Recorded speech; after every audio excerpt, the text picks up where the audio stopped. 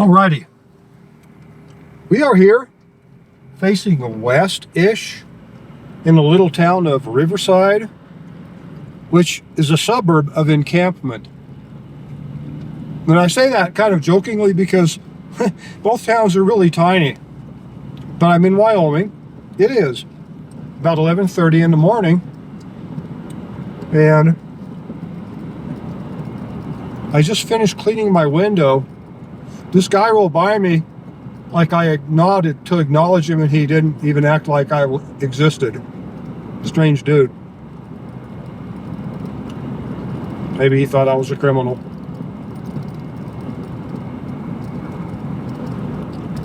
This is where you would go. This is where you would end up if, when you got back into Colorado and you're north of Cowdery, there's a little turnoff that will take you to Saratoga. This is that road. We're up that road, probably about 30 miles, something like that. So, and we're getting ready to turn into Encampment. We get out of the suburb, get out of these damn sprawling suburbs. Encampment is a really cool little town. It's been around for a while. It has some history.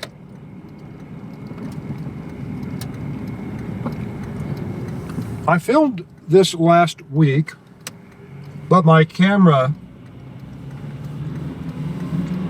died on me when I was up on top, and I didn't like that. Now, I am trying a different resolution today, so we'll see. But I would really like to get this. We'll see if we can get her done. We'll try it. This is Encampment. A pretty historical little town, or historic little town. And look at that, it's got the old wood burner, sawdust burner. Those are really neat. Let's see what else have we got here.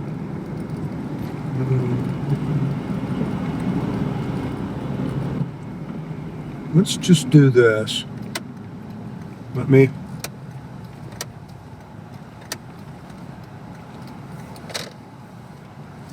do this. Hope you can read that. Big strike. Largest tramway in the world. 16 miles. Fair Saturday. Okay. What I would suggest is, if you want to read that whole thing, pause the video and read it. I talk about that. It's nice to see. It's nice to see it written down, to see that I've got some of the facts straight. But this is a really interesting little town, a cool mining district. I don't think it's a mining district anymore, but who knows? There could still be some active mines here. And there could be in the future. I mean, this area has got a lot of mineral resources in it, a lot of metallics. And for that matter, there's coal in the area too.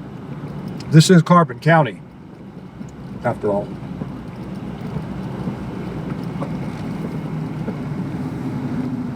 Going to the museum makes no sense.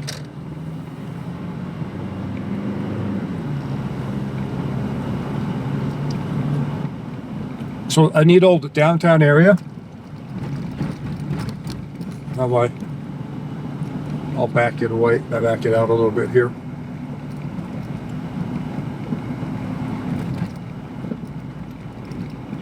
Nice old stone building.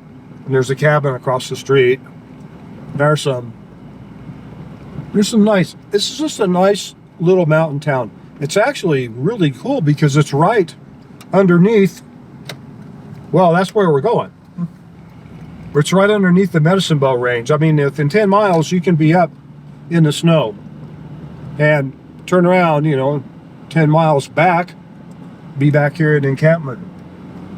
The one thing that I would say Encampment lacks, and probably Riverside, would be a grocery store. I'm assuming Walden is probably going to be the closest. I think Walden is about 45 miles, roughly. And they've got a little grocery store. But, you know, people do get by. They figure out how to buy and store things. And, you know, it's just, you have to be thinking a little bit more about things when you live way out.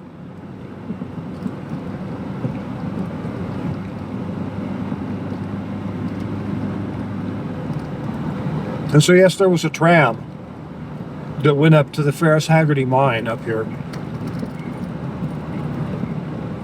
I've told that story a couple times. I'll tell it again. What I mean is I've told it a couple times while I was filming, but I'm probably not going to use, you know, that particular video.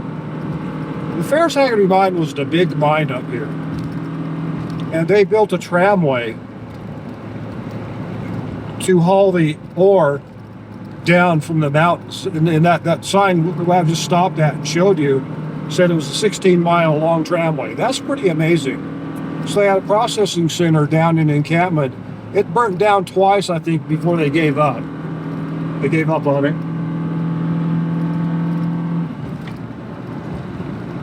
But the mine was still up there. It's probably still mineable. I really don't know.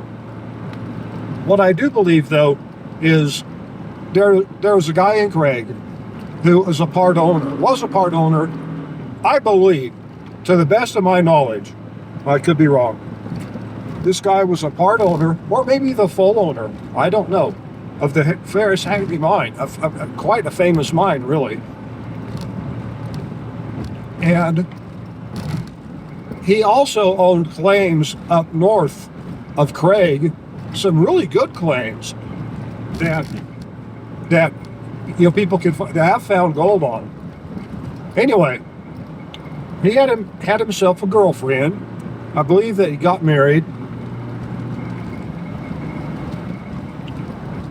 This black girl. So Craig's interracial couple. Now, we have a few, I'm sure.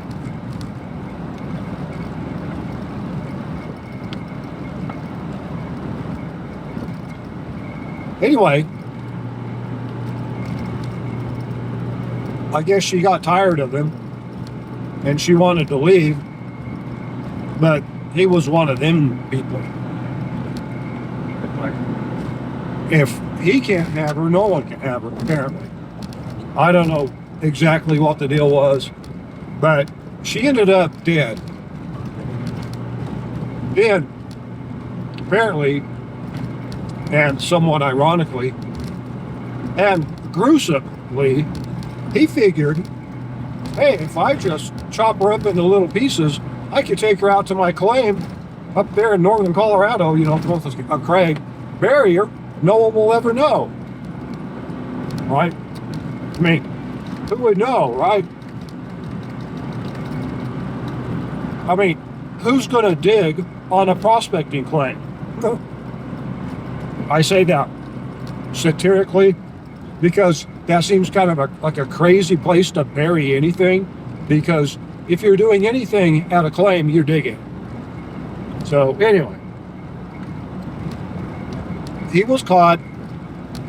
I don't know how he was caught. I don't know if he admitted to it or if, I don't know, but there was a trial. He went to prison. This was probably 10-ish years ago. It seems about right. And then a couple years later, some people must have leased or bought the claims from him. Now, I'm not sure about the Ferris Haggerty mine, but the claims north of Craig, which are probably well, some might say that those would have more potential. Some would say differently, right? But who knows? So there was another company formed. It was called the Ferris Haggerty, same company, I guess same name, if I remember right.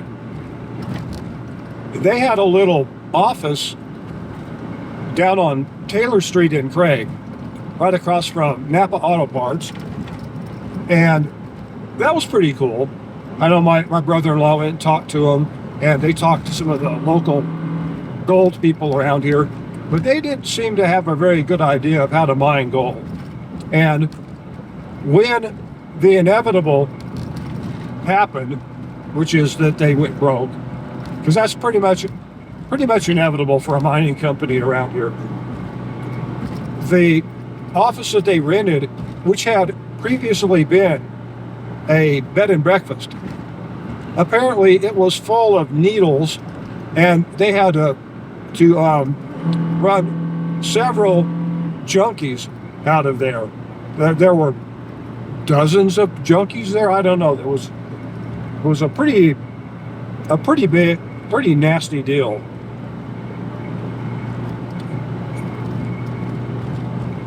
From what I hear. And so that's how the latest chapter of the Ferris Haggerty mine has gone.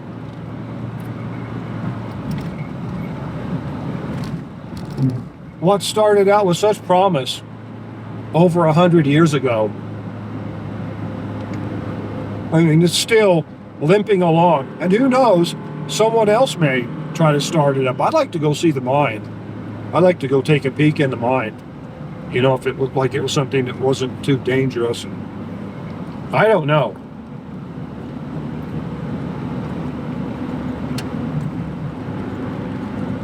I've been to the entrance of that mine, and there were no trespassing signs everywhere.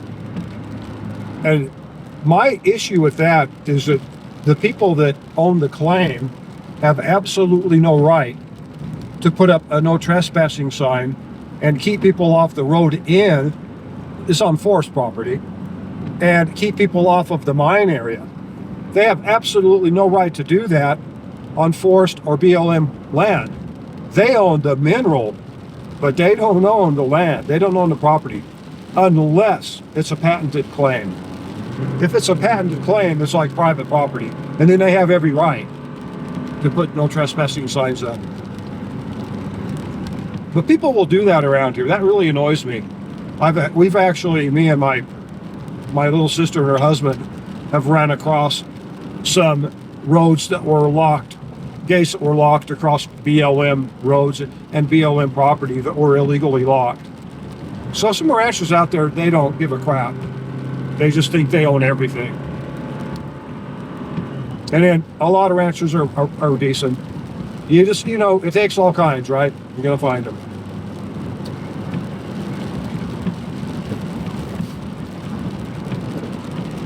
So we're headed up to that area.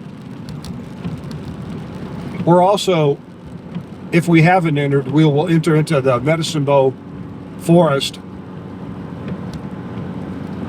And we're heading to the west. We're heading to Baggs, Wyoming, and eventually to Craig. That's where I'm going. I'm going home to Craig. I've got my work done in Laramie. This road I wasn't able to take until last week, and this is a great way to go. It's very pleasant.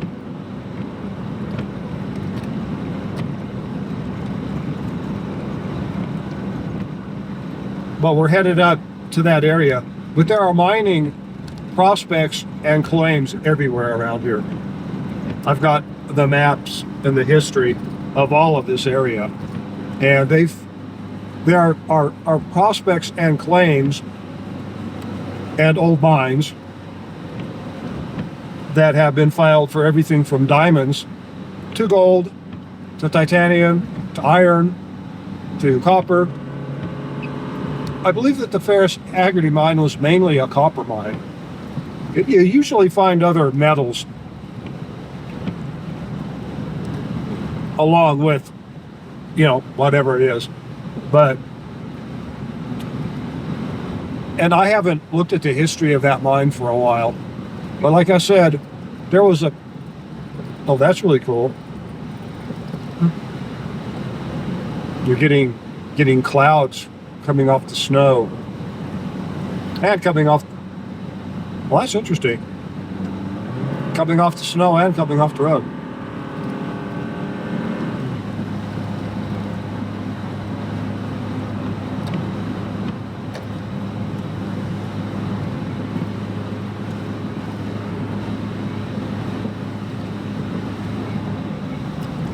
This is a really super rough area to travel in. And we're basically north of Steamboat Springs, and we'll be north of Steamboat Springs, well, and eventually we'll be north of Craig. We're just like 40 miles, 50 miles north of Craig. I mean, it's very local. This area is quite local. But it is extremely rough terrain. Hope my camera works well. I am playing with some resolution settings. I'd like to put this video out whether the resolution isn't as good or if it might be as good. I've noticed that a lot of people can get really good resolution out of 1080, which is actually 1920, I think, by 1080. With the frame rate of 60 frames per second, which I think is the key. I shot some yesterday, looked at the video, and I could tell the video wasn't quite as crisp as the 4K video, but I was looking at the raw video. Once the video is edited, uploaded to YouTube, and then reprocessed, that might be where the difference is, if there is a difference. It might be that the lower resolution video doesn't get processed, doesn't get squished quite as much as the 4K video. But I think the frame rate might have a big part to play. Well, this is really pretty up here.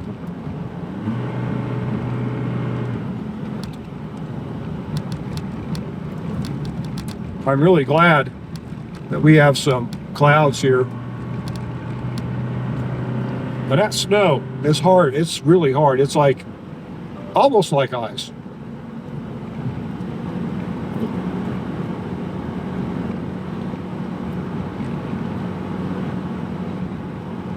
So anyway, this is a really cool mining district.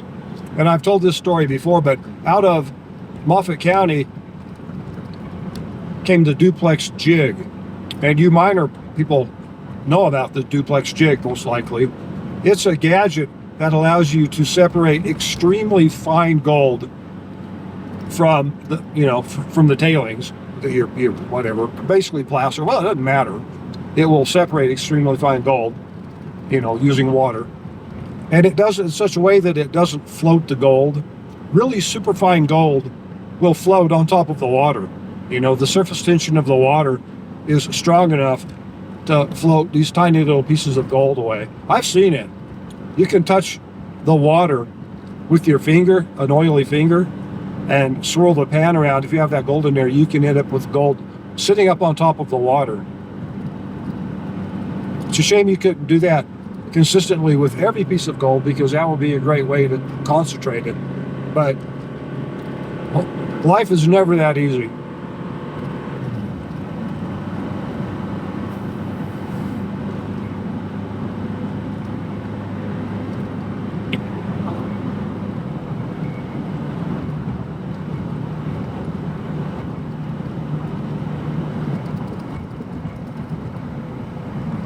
So here we are at the summit over here.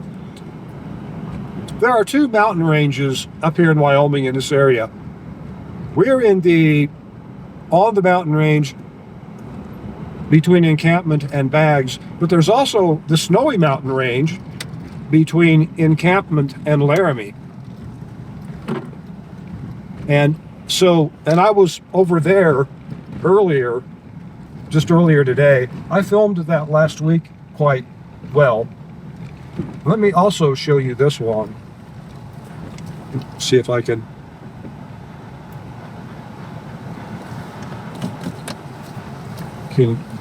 get this to work.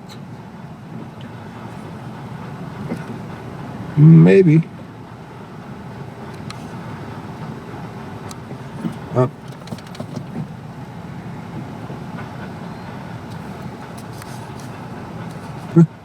That's the best I'm going to do. You probably can't read that. One is talking about the Great Divide.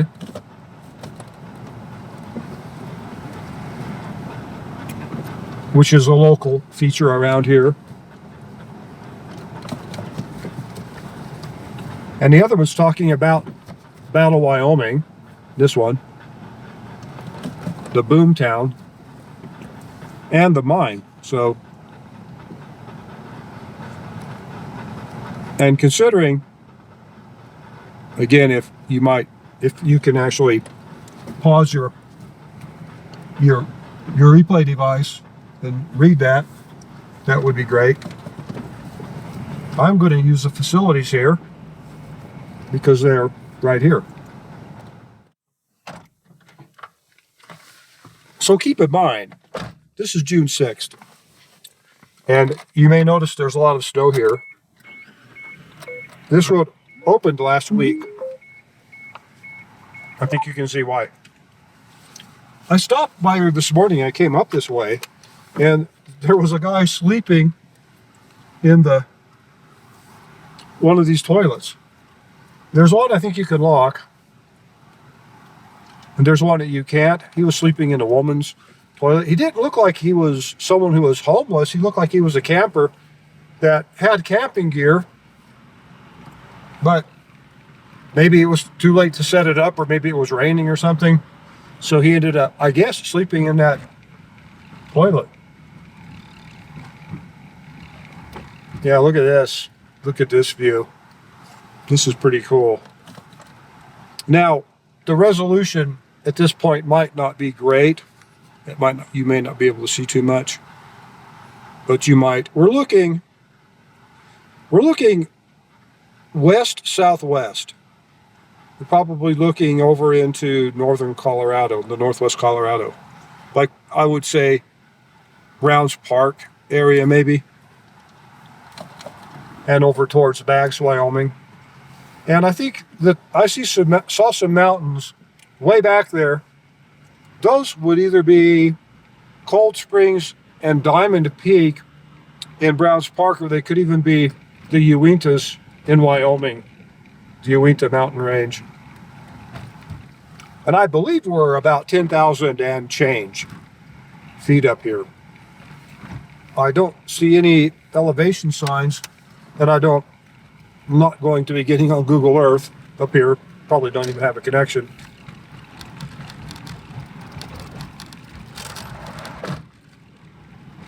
Okay.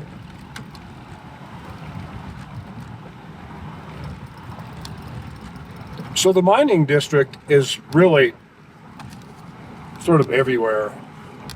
Yeah, we're staying just a little bit. And like I said, this is really difficult terrain. It's really difficult. Now there's a scenic overlook that I don't want to miss. I want to take you over there and show you that. It's off the main road. It's a ways down from here. But if I remember properly, we can look sort of right down in through over, well, on the east side of Steamboat, or the west side of Steamboat, I'm sorry. And look out over to the flat tops, out south of Craig and, well, southeast of Craig and south of Steamboat.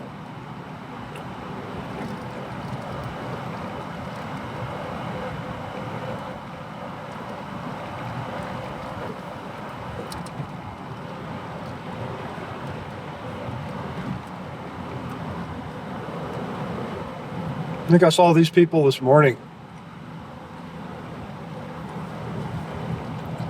walking up here. That would be a great vacation. I mean, to come up here just out in the middle of nowhere, and well, you need food and shelter. They're probably carrying what they need.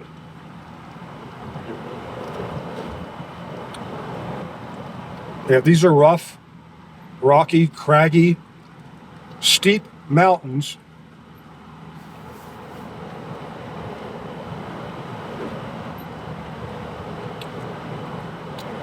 And over 100 years ago, prospectors were climbing over probably every square inch of these mountains looking for signs of, mineralization.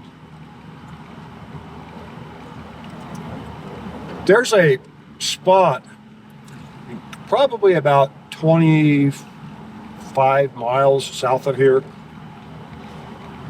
It's near an area,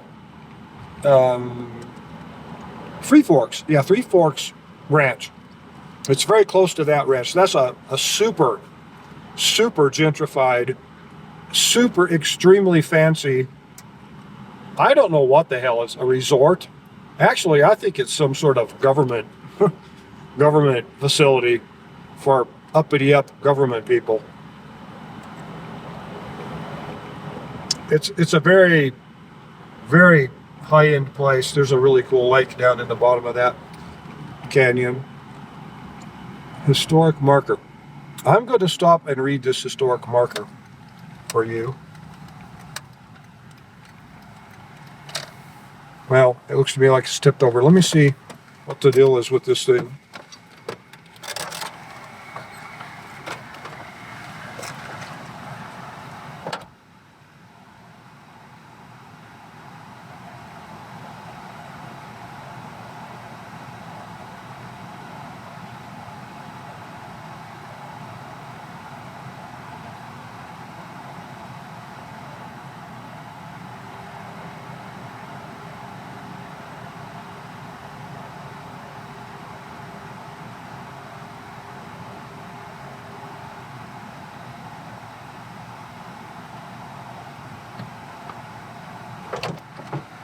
Okay, that thing is heavy.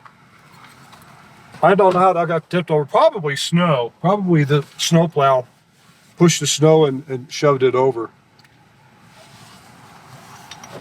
What it said was in 1878, Thomas Edison camped here and was fishing, probably down in these cool little waters.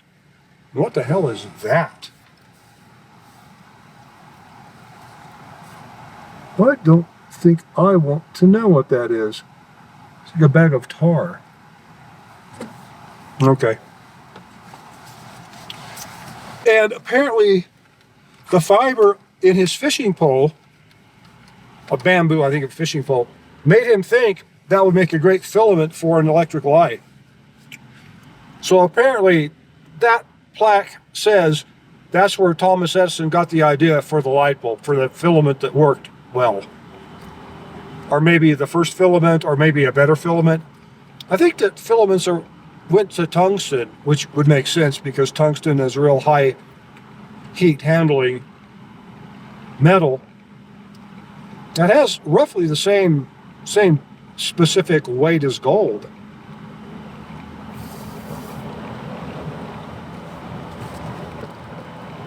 Anyway, that's what that, I remember it now. I do hope they tip it back up. A winch would do it, but it's heavy. I think probably, I'll bet it weighs 1,000 pounds. It doesn't look that big, but I think it is. That's right.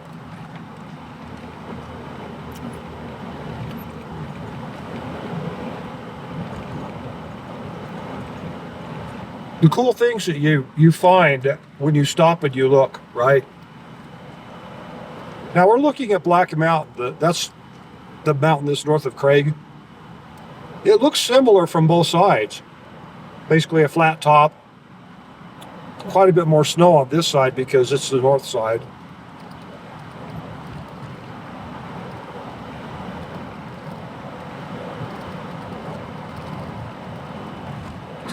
And I believe that the town of Battle is down here quite a ways, a few miles. I think that there's an area that was probably the town site. There was a lot of wood, trees chopped down, and there were some old foundations. It's easier to see, well, when there's not a bunch of snow everywhere, when things have dried up a little bit. It's easier to spot. Well, I'd like to go take my metal detector and go poke around through that area. I may do that at some point this year.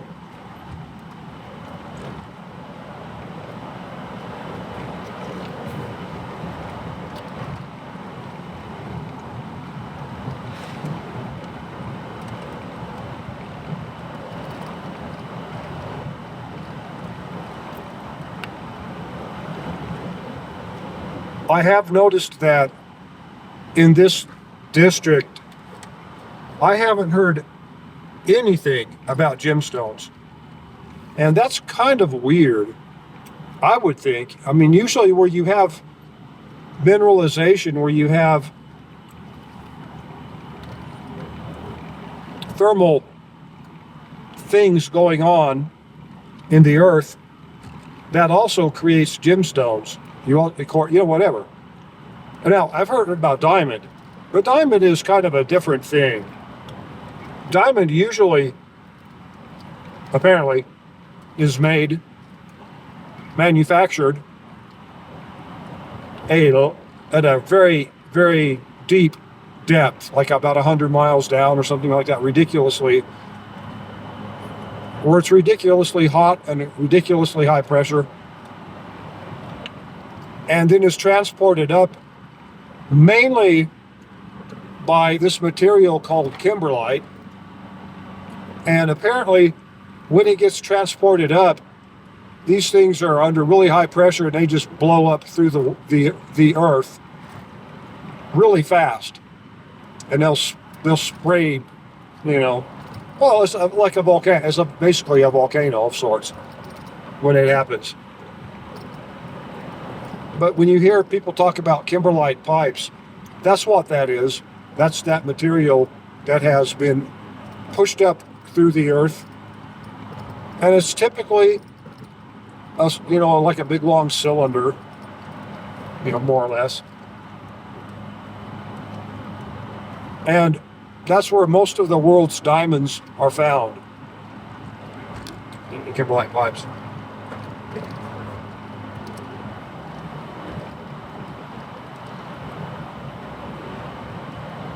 There are a few around here, and there's actually a diamond mine in Colorado. There was. I think it was called the Kelsey mine. I think it was the Kelsey Lake.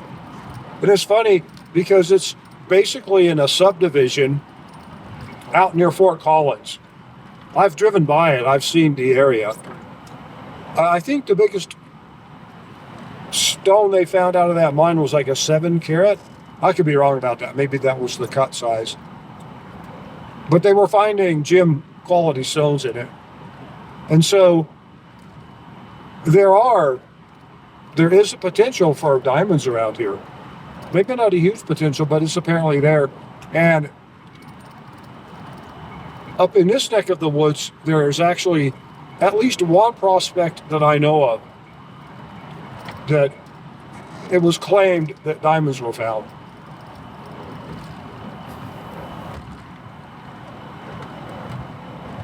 And I like to go take a look in that area. I've actually been up in that area before, but after doing a little more research, I realized that I had listened to Dan Housel and followed his recommendations when I went up there to look. This was before I knew much about Dan Housel. So if you've watched my channel and heard me talk about Dan Housel, you'll know that I don't think much of him.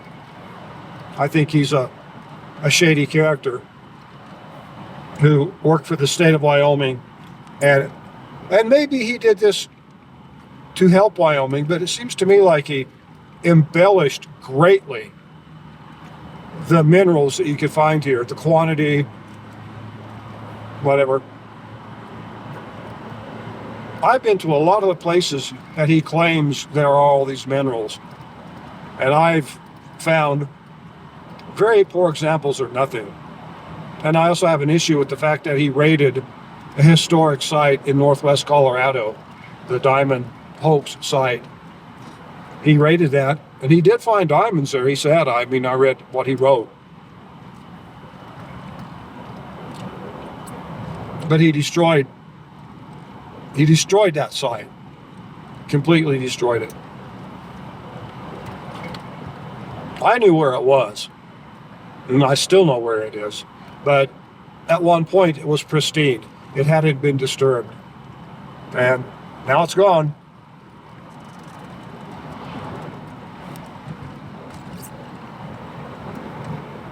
And when I was griping about that, I was mentioning that it would go a long way, as far as I was concerned, if he would return the things that he took from that site to the Craig Museum. That's where that stuff belongs. It belongs in Moffat County. It's the story of Moffat County. And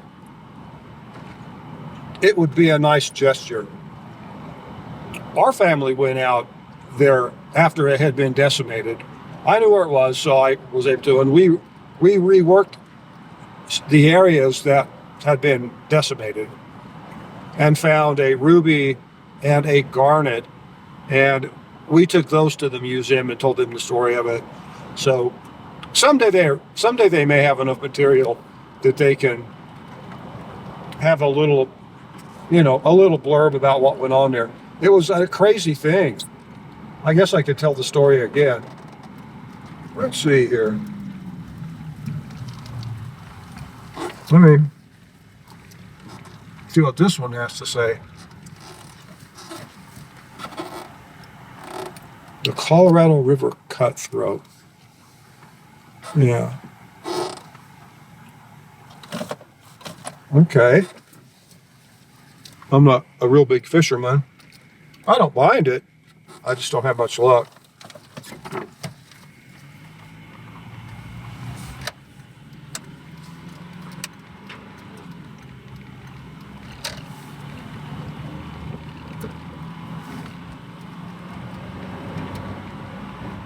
Anyway, I'll try to make this succinct.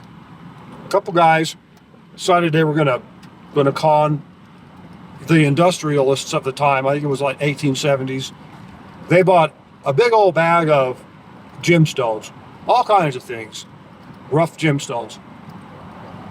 And they went out to northwest Colorado to this area that I was talking about that Dan Housel had destroyed. And they scattered all these gemstones up and down the valleys, on the flats or whatever, to make it appear like there were gemstones out there.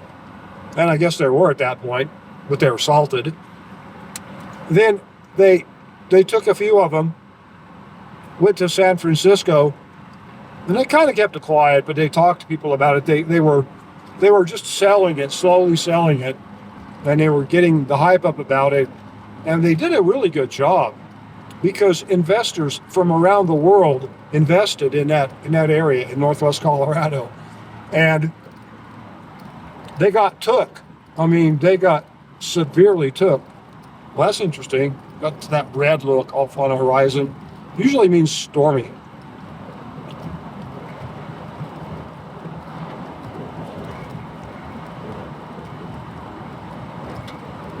They apparently made, was that $150,000? That's a pretty good haul for back in 1870s. I mean, they did really good. They took their money and ran. Then an expedition went through there. The surveyor named Hayden, I think Ferdinand Hayden. Is this road that I want? Maybe. No. He was doing work for the Transcontinental Railroad up north at the time, I believe. Although I think that was earlier, but it was up there. Maybe he was actually after the fact up there. A surveyor, maybe plotting it out, or who knows. But anyway, they were in the area, and so they came down, and they were looking at that area. They were checking it out for all these big, these big industrialists that had bought it. And they were looking around. Well, one of them found a semi-cut diamond, which is a no-no. You don't throw a semi-cut diamond and call it salted. So they understood that it was salted, that it was fake. And these huge investors, they all had the 1870s equivalent of egg on their face, whatever that would have been. This guy watching?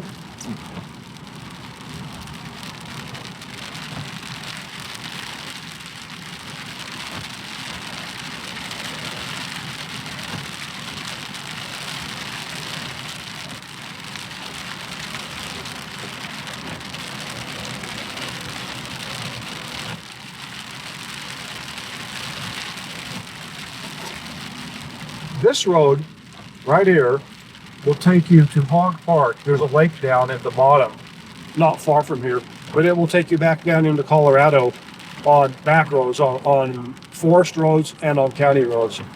It's a very cool drive. There are a huge amount of claims down there too. Different things, a lot of gold. So anyway, these guys, yeah, they defrauded the industrialists, and that was a very interesting thing happened out in Moffat County. And I was talking about an area down by Three Forks Ranch, and I got off the subject for some reason. There's a prospect down there that was apparently assayed. I mean, this was apparently official. It was on the government website. That was in the hundreds of ounces per gold and thousands of ounces silver per ton. There we go. There's the scenic overlook. And my little sister and her husband and I went up to that area, and we found it. We found that prospect. The thing about that, the story behind it, is that these guys dug this prospect, roughly in the same time as stuff was going on, and they found this amazing stuff, and they came back the next year, and water had filled their prospect. It was a vertical shaft, right? Water had filled the prospect and frozen. So apparently that was it. Now that's the story. So,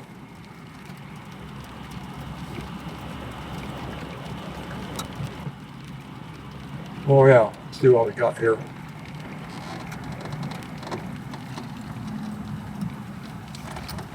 This is a nice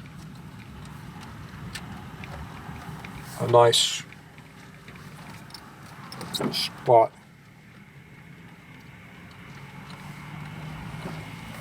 Let me see if I can find a good vantage point here. Maybe. Okay, we're looking east right now. Those are the Zirkles. The snow-covered mountains on the horizon are the Zirkles. And then if we get closer in, I'm tempted to say that pointy mountain looks to be, I would think it could be Hans Peak, but Hans Peak might be further south, but it might be Hans Peak. But this is all the area north of Steamboat and north of Craig.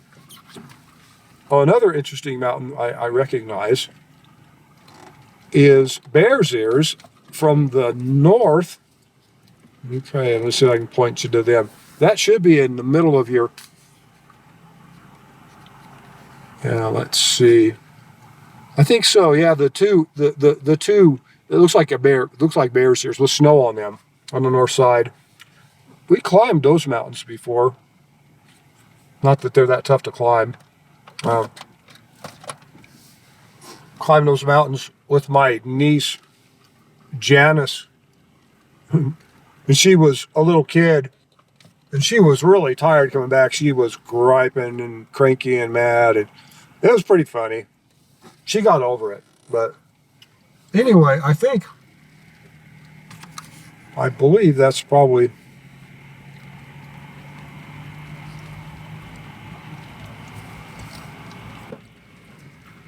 the best I'm going to get here. Yeah. Pretty cool. Anyway, just really rough country. I just kind of wanted you to see. This country just goes on and on like this for, north of Steamboat. It's really rough. There's probably a lot of cool mineral wealth out there. Just a matter of getting out there and finding it and being able to do something about it. I mean, we are in an extremely, I'll back this back up. We are in an extremely remote area that is shut down pretty much completely in the winter. Most of that area is inaccessible in the winter. I think it's all roughly around 9,000 feet in elevation. It's probably covered with huge amounts of snow. Well, it is. I mean, that's what it is. So and then in the summer, it's extremely rough. There's a lot of moisture still up there. It's boggy and wet, hard to get through.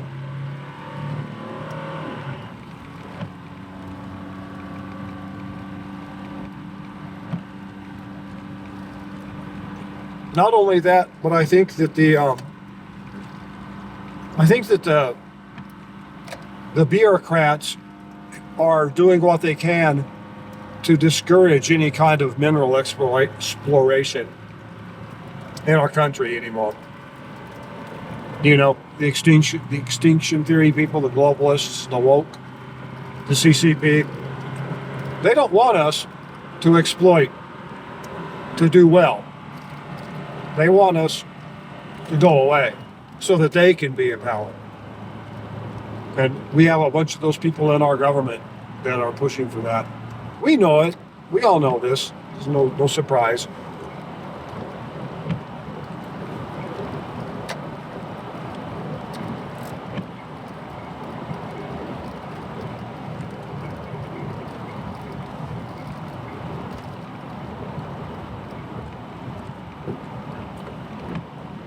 But I do think the town of Battle is in this area. I could be wrong. I might be completely wrong about it, but I know that there was some settlement out in this area, different places, and this is starting to look kind of like it.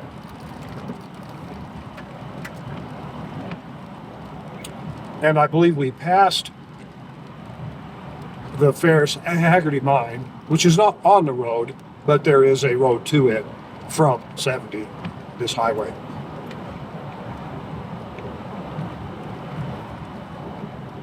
I could be wrong about that, but I think, if I remember right, there's some pretty craggy mountains that road goes around. This is why I wanted to go see it. It looked to me like it would be, if nothing else, a really cool road.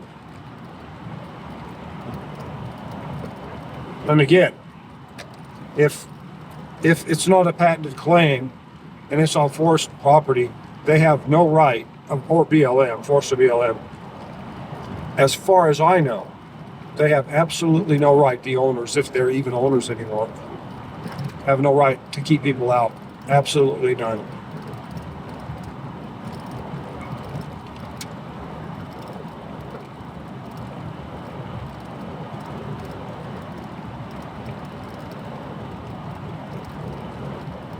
And it could be that people that were basically running a crack house don't care one whit about the law.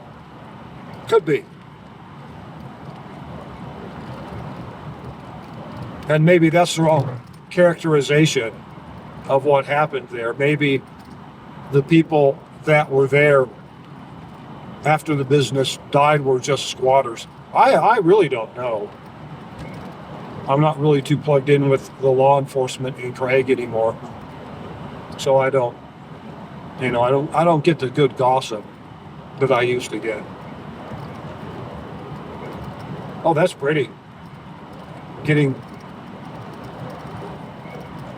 these cool degrees of sun and shade up here and a little rain.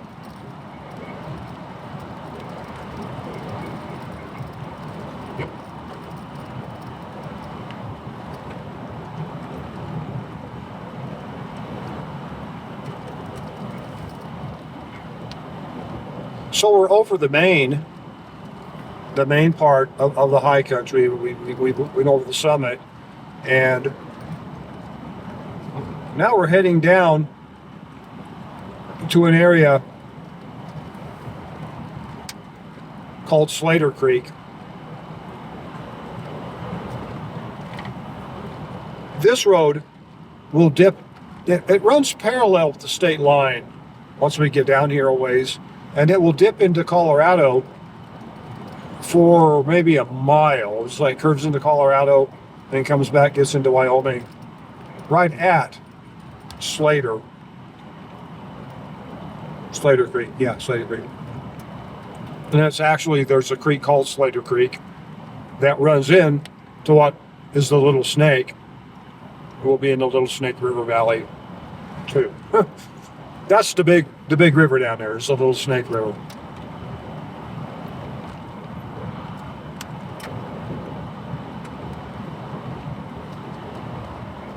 It's probably about 65 degrees out today.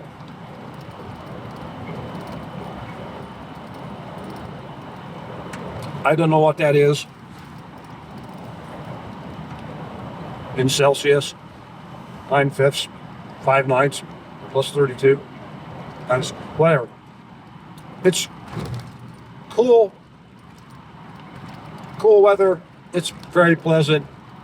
Right on the edge of, for a lot of people, wanting to put on a long sleeve shirt or a light jacket if they're not out in the sun. You drop down below 60 and you're getting into the cool stuff. Get up above 75, you're getting into warm. Get up above 85 and 90 and you're getting hot.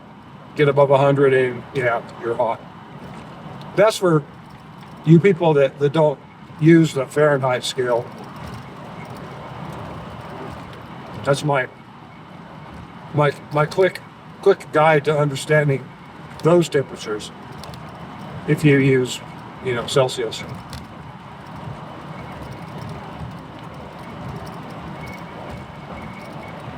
That's a nice view too.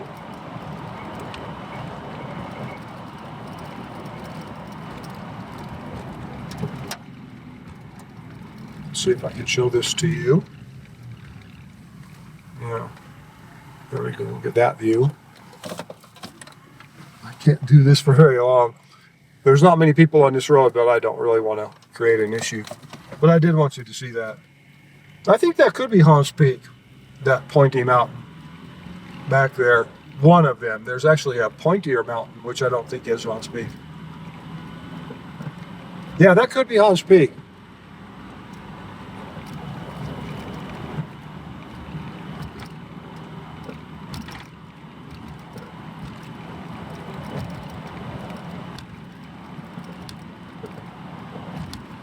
Oh, it's very cool. I can look back that way that I just pointed you. If I'd have, well, further, you can see the circles again. Basically the same view we looked at. Just, it's a pretty good view. Not from as high of an elevation, but it's still a pretty clear shot.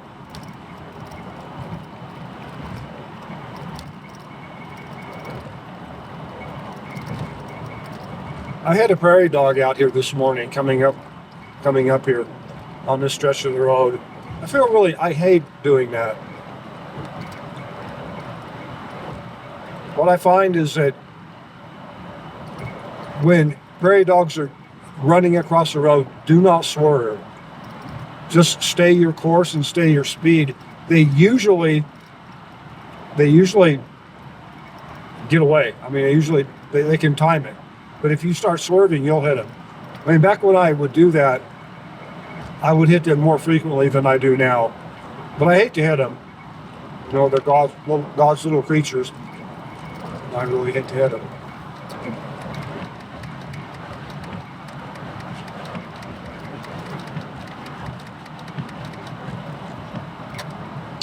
I don't feel quite that bad about the insects on the windshield.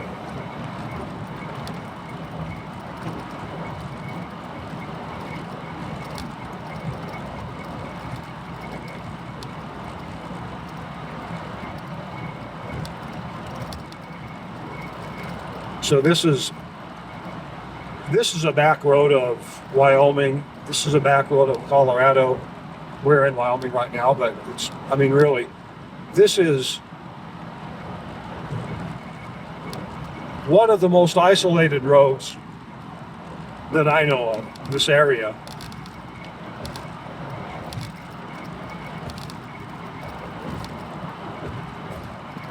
It gets some tourism, but it's certainly not a tourist type of an area. There are museums everywhere, by the way.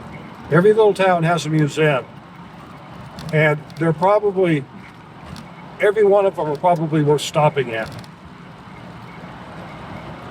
There's a museum in Encampment. I passed it up. There's a museum in Centennial, which is further back towards Laramie. There is a museum in Dixon, which is just ahead of us. Or is it Savory? Well, I'll have to look. I don't think there's a museum in Baggs, but there might be. And there's a museum in Craig, and well, see, that guy got away. He barely got away. He got away. You may not have even seen him. I barely caught him. I mean, just caught the view of it.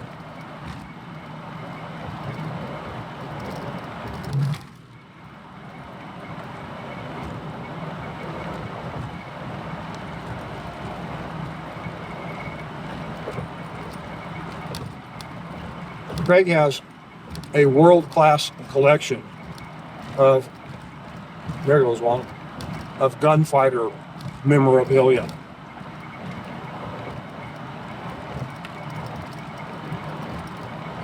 It's a hell of a collection. It could be one of the best, or maybe the best collection. Oh, that little guy made it. Damn it. There's just nothing I can do. I mean, if I go fast, they risk getting hit. If I go slow, they risk getting hit. It doesn't matter. And this is an area where they're real prominent. This is where I hit the one this morning. It's this area. And there's another one that was hit.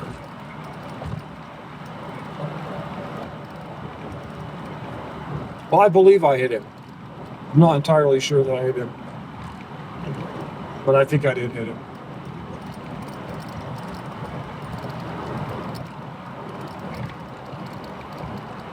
One thing about it, the birds will take care of the carcasses. To them, I mean, that's their living around here. The animals that get hit on the road, the deer, the elk, these little creatures, varmints, skunks, whatever. It is created, or maybe it hasn't created more of a population, but you see a lot more birds hanging around the roads because they can get a meal here. For those types of birds that carrion eaters.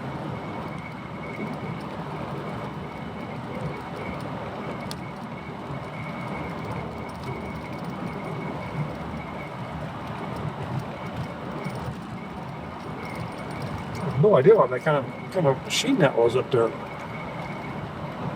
You may not have even seen it. Very strange looking machine. There's a guy up there with a truck. Now, if I turned here, I could go up to that Three Forks Ranch, up to the area, back into where we just looked, to that area where that extremely rich prospect was. There was also a prospect near there, up in Wyoming, that had a similar assay report. It was apparently a productive mine for a while, an underground mine. But I think the BLM has been up there covering and concealing and, all the mines up in that area.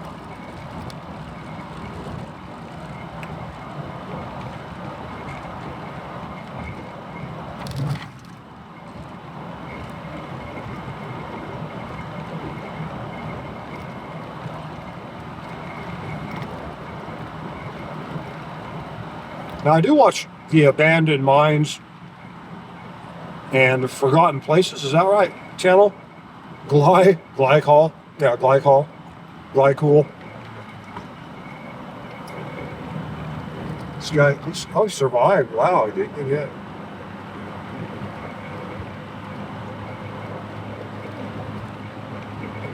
Yeah, Glycool.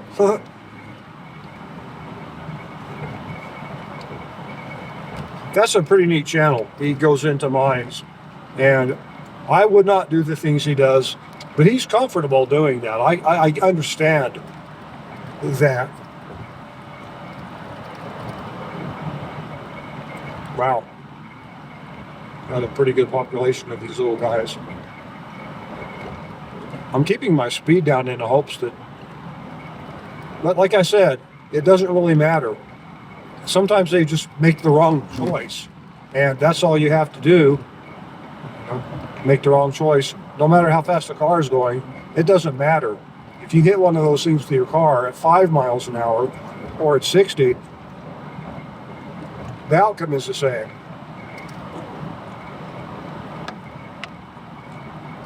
So, focus on the car. It looks like there's probably remains of. That was a hawk. I had to hit the brakes.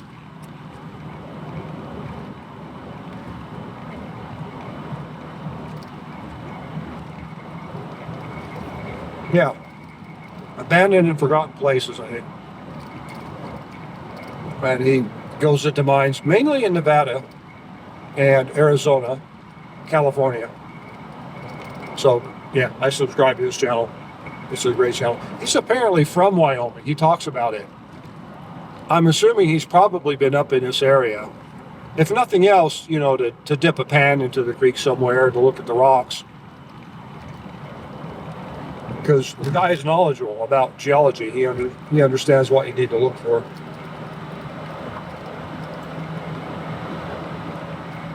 I also watch an English show where guys go into, I think it's called Lost Mines. And it's very cool also. But the mines in England, oh, they're like wet. I mean, you slog through water. Everything is water, water, water, which does make sense. But, yeah, it's pretty cool. They were finding things like a gigantic water wheel built way down and back in the bottom of this mine. I think the water wheel was there to pump the water out. As the water was falling in, it would turn the water. But then it could have also been for other things. It could have been to lift ore out of the mine or waste rock out of the mine. You know, I mean, it's a machine that does work. Yeah, so there's Slater Creek. I believe we just passed the post office, but that will take us back to Craig. That road will. I just don't want to go on it today. And so now we're due north of Black Mountain at this point. Dropping back down into the high desert type country. So I do watch that channel, Lost Mines, Abandoned and Forgotten Places. Watch that channel. Very cool. My sister's channel. Always have to talk about her channel. Woman at the Wheel. She took a horse trailer out to Arkansas, I think it was, and then she had to take it back to the factory because something was broken on it. And she got paid, I think, both ways. So that was good for her, but, you know, not so good for the factory. That I don't know what the deal was with it, but apparently there was a deal.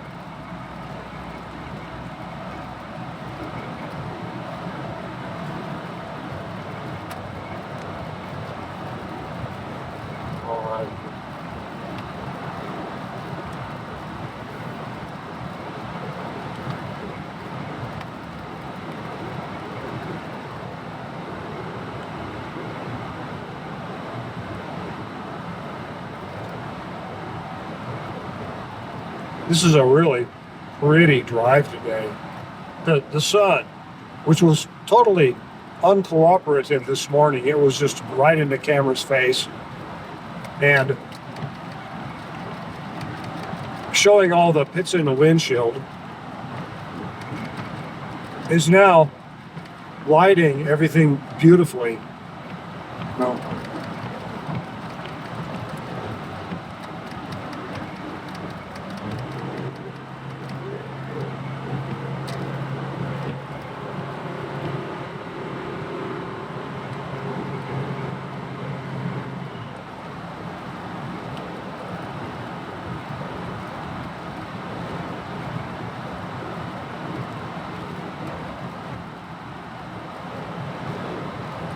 Those thunderheads are probably over the Uinta Mountains in Utah.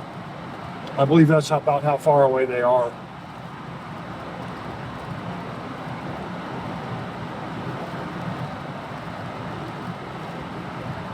Yeah, we're heading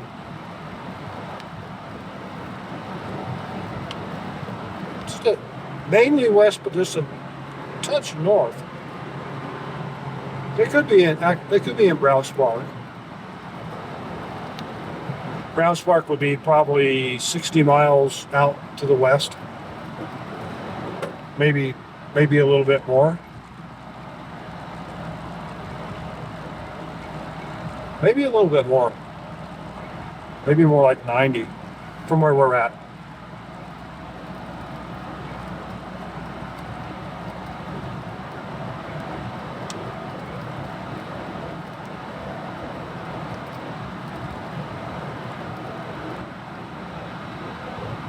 If you haven't noticed, the amount of vehicles on this road is just about right.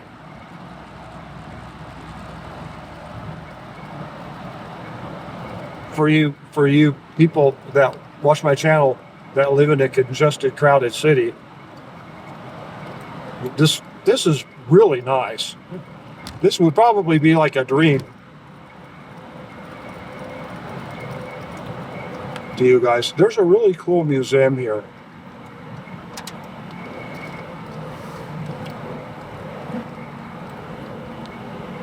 I'd like to go, let me see if I can just go drive through it. Okay, it's in Savory. To just show you what they've done here. And there's also another really cool museum in Craig. I always forget about it. Lou Wyman's museum. He's a collector. He's got some cool stuff.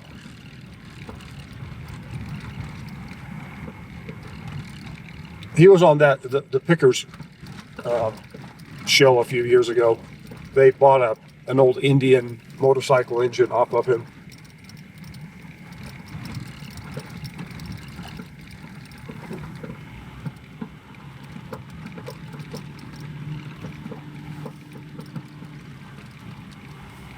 I'm just going to swing around right here, and then we'll leave. I really can't go inside, but you can see that they've got a lot of displays.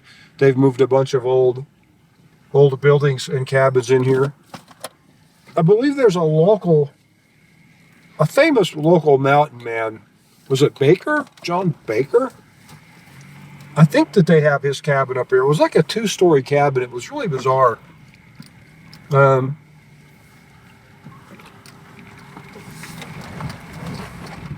Yeah, I think. Oh yeah, there it is. I think that's it right. Oh, I think it's it right there. Baker Cabin. Yeah. How cool is that? All right. Okay. I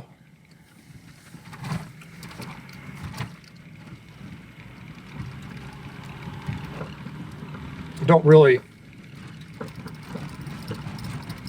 have the time to do much more than that.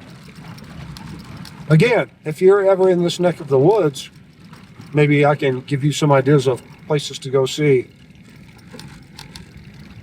The museums have got to be great. I mean, I like seeing the old stuff. It's very cool. But I mean, look at that house. That is really cool. To look at that tin siding. That is so cool. It's not a museum either. It's just an old structure here.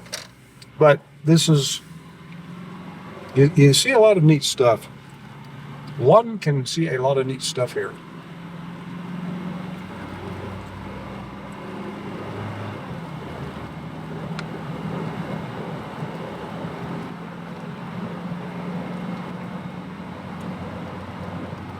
There's a little cutoff road that I can take, actually several, where I could bypass Baggs. But I'm going to go ahead and drive on into Baggs because I want to have this video finished at a proper place, and Baggs is going to be the place. I may go ahead and record from Baggs to Craig. I think I had a reason I wanted to do that, but if I do that, I'll do that in a separate video. This will be a pretty large video as it is, from Encampment all the way to Baggs. I believe it'll be over an hour. Well, around an hour anyway.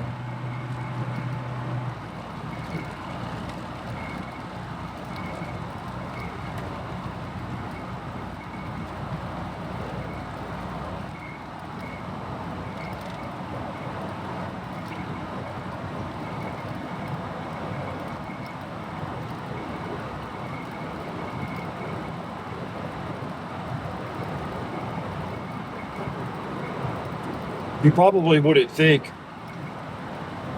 that out here there would be a hell of a good airport, but that structure over in front of us and to the left, I believe that is an airport, and there's a hell of a big runway here too. My opinion on that is that it might have something to do with Three Forks Ranch, and it might have something to do with wealthy people putting up infrastructure so they can get to the places that they want to get to. Because I'll guarantee you, this is a very cool place. Now, the people that put this airport in probably have a different version of cool than I do. Or I have a different version of cool than they do. Yeah. That's a big building. The airport facilities are here. Yeah.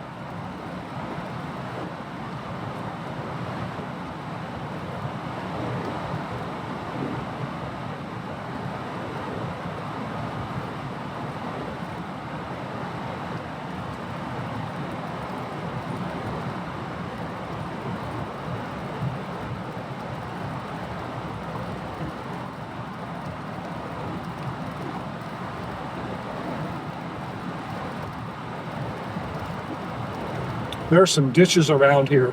I'm looking at them, you can't see them again. Full of water that were originally built for the gold fields in Colorado.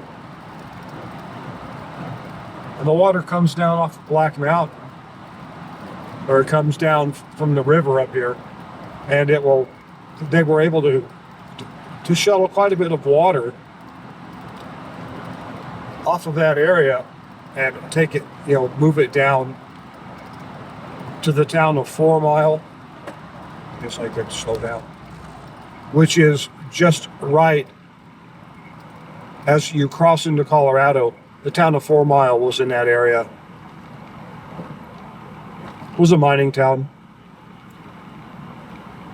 I have a story about that. Apparently, when 4 Mile was being established, the town people were getting their water from a creek. That's where they were getting their water, and they wanted to have a water tower. They wanted to, to have nice amenities. So anyway, they got together and they ordered this big tank. And I think this tank was built back east. I think it came on the rail up into Wyoming. And then from Wyoming, I'm assuming all this, by the way, maybe it came on a wagon from where it was built. But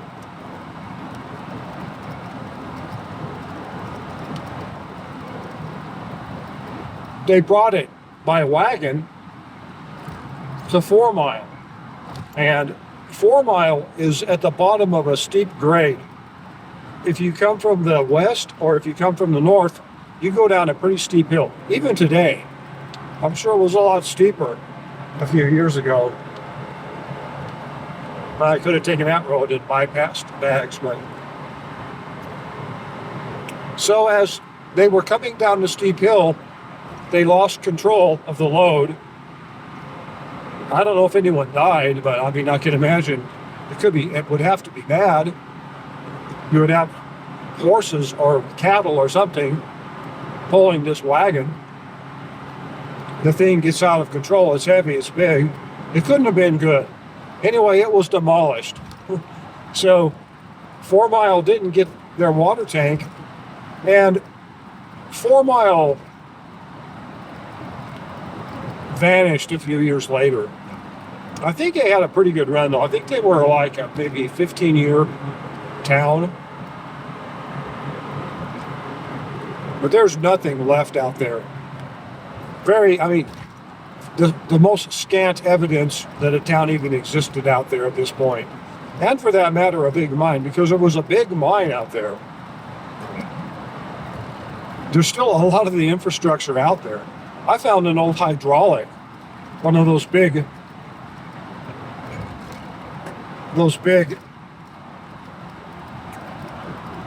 like a big water cannon. You know, you get a lot of pressure behind it, and you use that.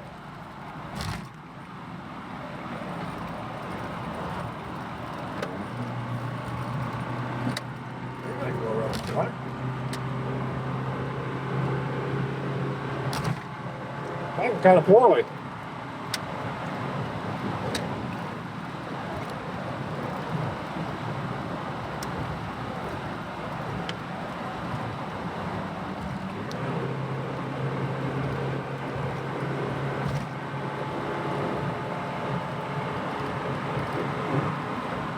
Anyway, a hydraulic is the thing that shoots water. You shoot it into the bank of a, like a dirt bank, and you break up the earth into mud and rocks, and then you sluice that. You'll run it down your little man-made river, and that's where you sluice it. Oh, there you are. I was waiting for this person to pass me. They had a poor job of passing too. Cutting in and out like stupid.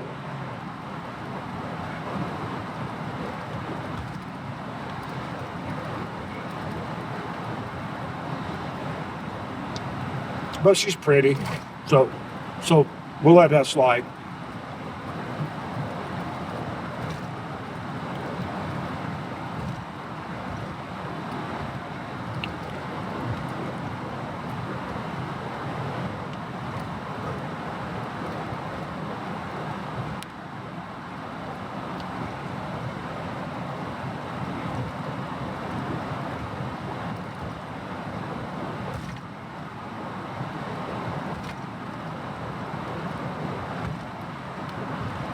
Last week, these guys were putting in new curbs and gutters up here in Baggs. They were moving. They were getting the job done. Probably not. Or they were moved on to something else.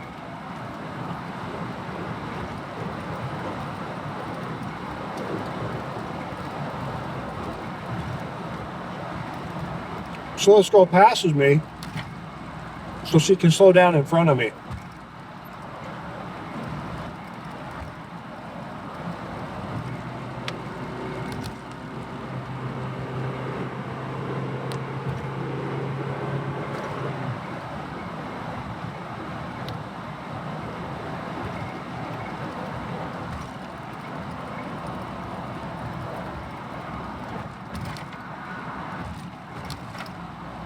I don't get that too often.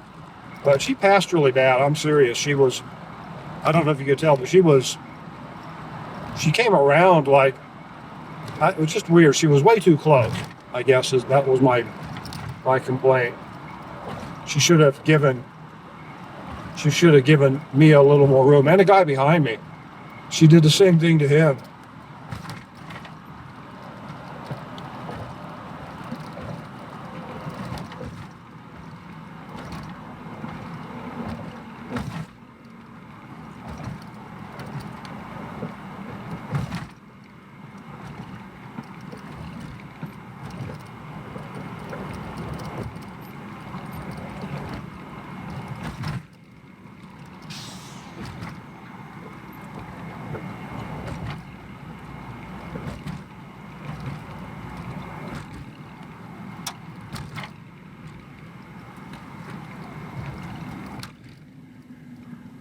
Yeah, they're getting it done. They're really.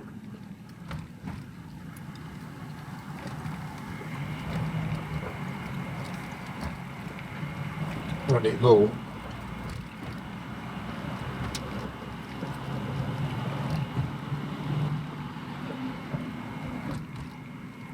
I'm just not sure if these guys have a museum. I'll bet they do somewhere.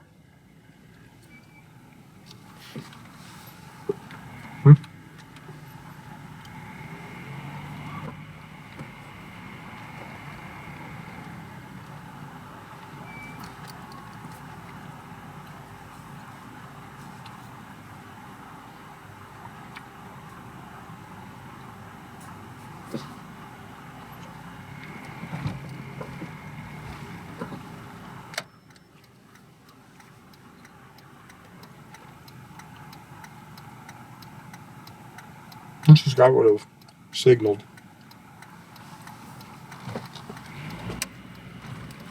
He did let me go though.